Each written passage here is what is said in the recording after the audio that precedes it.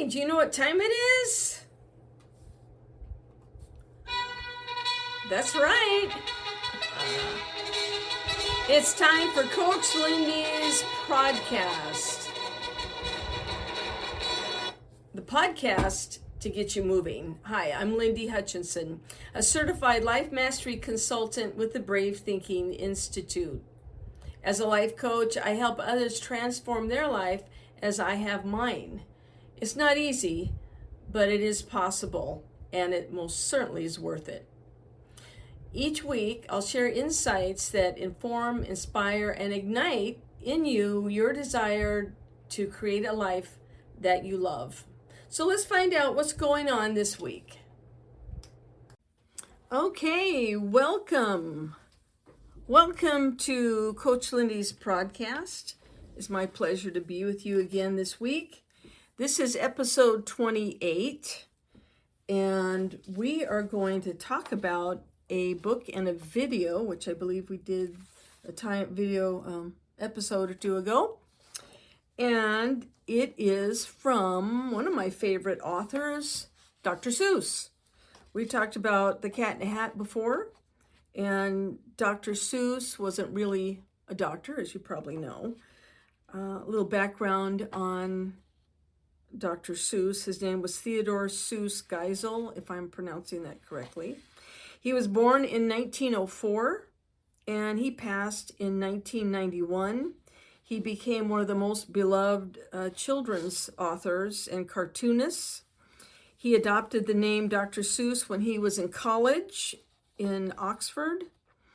And his work, right now, there's over 600 million copies of his more than 60 books in over 20 languages.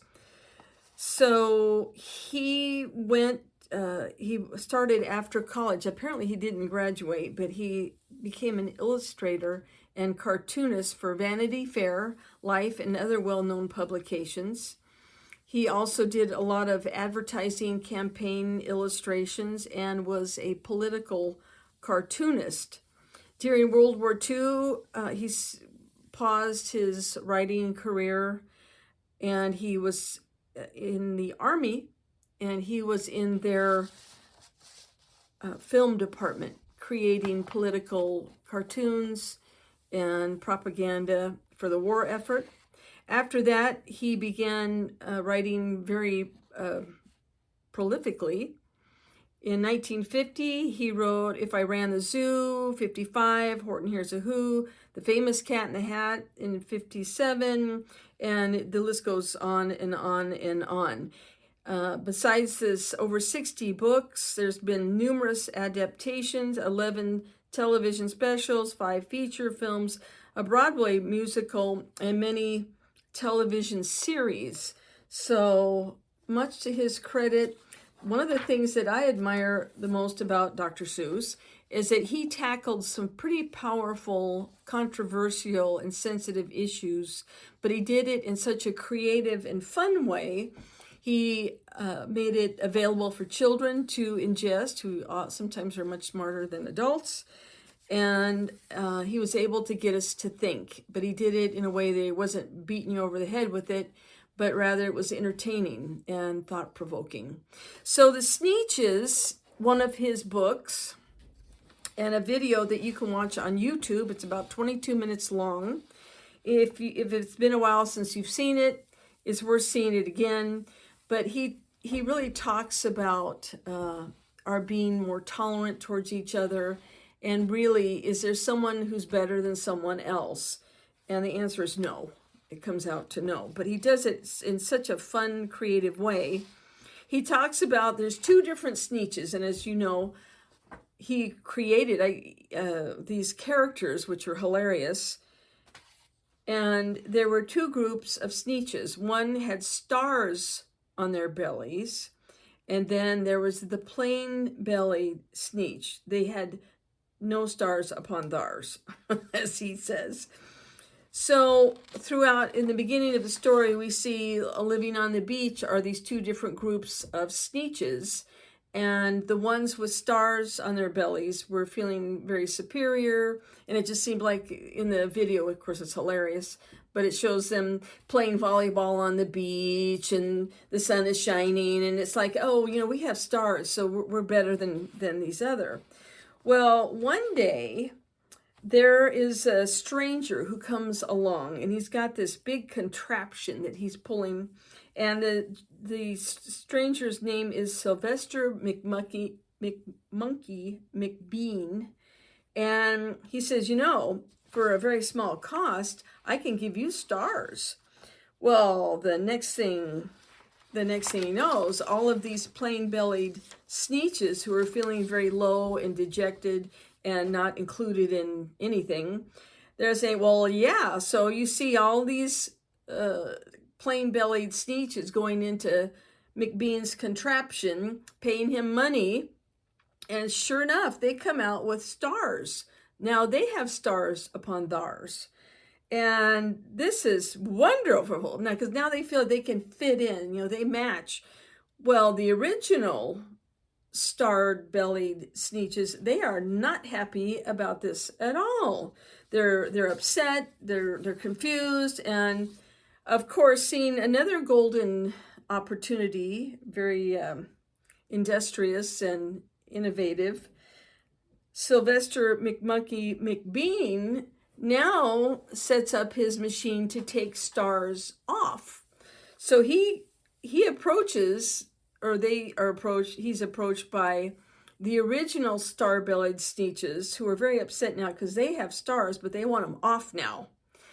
So sure enough, for a fee, all of these the original star-bellied Sneetches go into the machine, and sure enough, they come out without stars. Well, now things are getting really confused because you have the original star-bellied, they don't have stars, and the original plain-bellied, they have stars.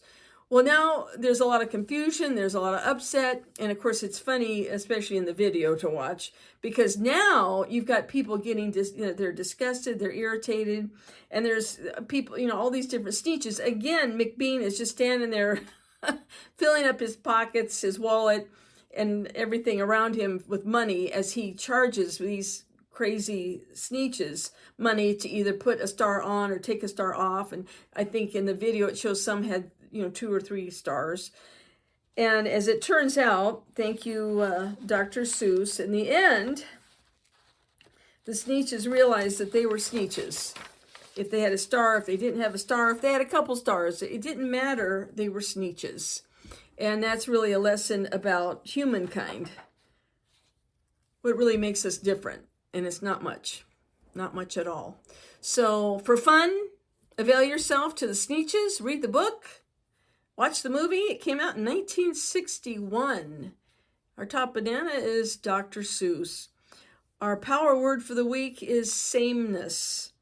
And our train your brain thought for the week is that we are really all the same.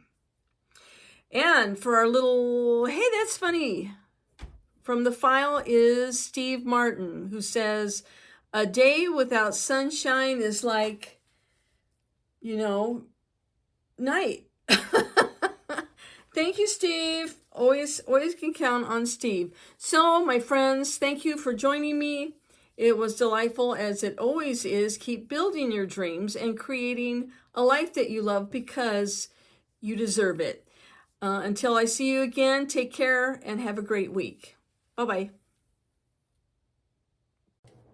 Hey, thanks for joining me this week. I look forward to being with you every week. And if you'd like to get in touch with me, please email me at coachlindy@lindyhutchinson.com. My name is spelled L-Y-N-D-I, so it's Coach Lindy, L-Y-N-D-I, at Lindy Hutchinson, LYNDYHUTCHINSON.com. I value what your input is, and I'm always open up for suggestions and ideas. If you will like and or subscribe to this podcast, that would be wonderful. I appreciate it. And I enjoy anything that you might want to send in, or if you would like some more information about coaching, send me an email and I will get back with you, and we'll talk about how you can create your best life. Have a good week. We'll see you next time. Thanks. Bye-bye.